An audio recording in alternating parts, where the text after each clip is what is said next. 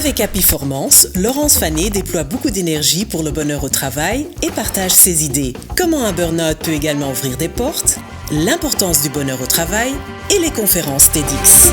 Bienvenue dans Cœur battant.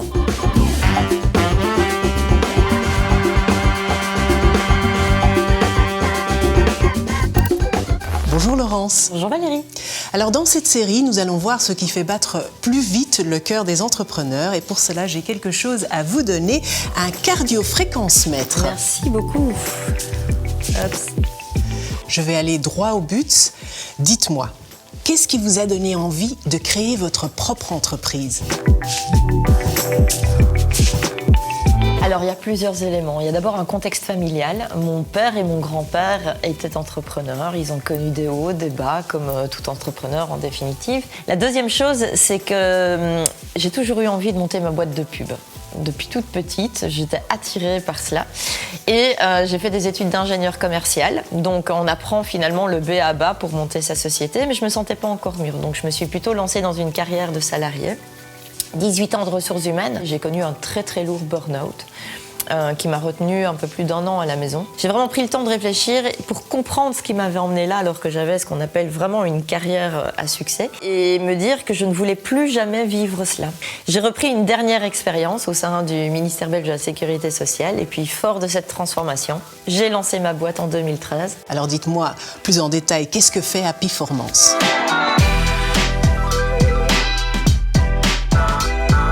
Alors Happyformance, c'est un cabinet conseil et on a 3 grands types d'activités. La première, c'est de faire des conférences pour inspirer, pour donner envie. La deuxième, c'est vraiment de l'accompagnement. On revisite la stratégie RH des ressources humaines. Donc, on change la culture managériale en donnant finalement d'autres codes pour piloter des équipes.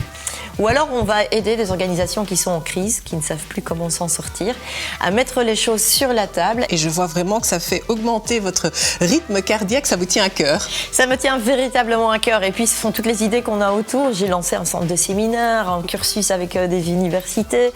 Voilà, c'est transformer des idées, c'est quelque chose de fantastique. Dites-moi, j'ai aussi entendu dire que vous avez présenté des conférences TEDx. Alors dites-moi d'abord, c'est quoi un TEDx ?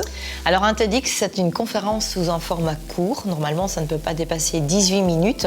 Et ça permet à des personnes de venir raconter leurs histoires et essayer d'inspirer d'autres personnes, à la fois qui seront présentes dans la salle lorsque l'événement aura lieu, mais ce sont ensuite postés sur les médias sociaux et notamment sur YouTube où elle reste une espèce de bibliothèque d'inspiration pour tous. Et vous allez parler de quoi alors ?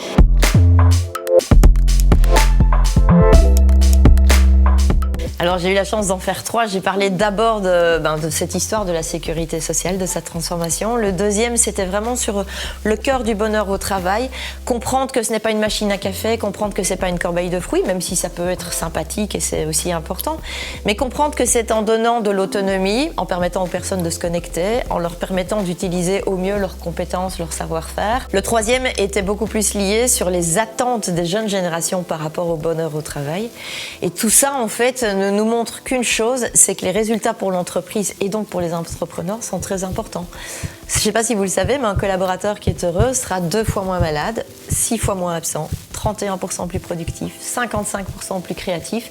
Et ça, c'est essentiel quand on dirige une organisation, d'avoir des collaborateurs heureux. Puis ça fait des clients heureux et donc des actionnaires heureux. Et je vois que ça vous passionne vraiment. Pardon ? Oui, je ne peux pas m'en empêcher.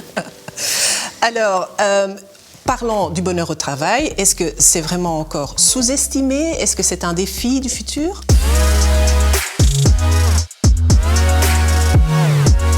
Avant la crise du Covid, c'était encore sous-estimé. On est vraiment parti dans un discours de licorne à paillettes, c'est pour faire joli, c'est du pinkwashing comme on appelle ça, on va peindre les murs en rose et tout le monde sera content. Et que l'entreprise a un véritable rôle à jouer dans la création des conditions qui permettront à chacun de cultiver son bonheur au travail. Donc c'est un sujet qui est chaud, qui est énormément discuté et je pense qu'on a encore quelques belles années devant nous avec ce sujet tant que tout le monde ne sera pas heureux au travail. Alors nous sommes ici pour Cœur battant, une initiative de Fédéral Assurance. Est-ce que dans votre secteur, vous avez besoin des assurances ? Oui, bien sûr, en tant qu'employeur, en tant que prestataire de service, vous devez être assuré autant vis-à-vis de vos collaborateurs que de vos clients. Quelles sont les 3 choses qui font vraiment battre votre cœur plus vite en tant qu'entrepreneur? Alors vous avez dû le comprendre, avoir une idée, pouvoir la conceptualiser, pouvoir donner envie à quelqu'un finalement de l'acheter et de se l'approprier, c'est absolument merveilleux comme sentiment. La deuxième chose, c'est quand j'interviens chez des clients et qu'ils deviennent finalement mes porte-parole. Et puis la troisième chose, c'est lorsqu'on se lève le matin, c'est de se dire qu'on va essayer de passer la meilleure des journées possibles, d'être contagieux par rapport au virus, mais contagieux par rapport à ce bonheur au travail. Merci beaucoup Laurence pour cette discussion passionnante. Merci Valérie pour l'invitation.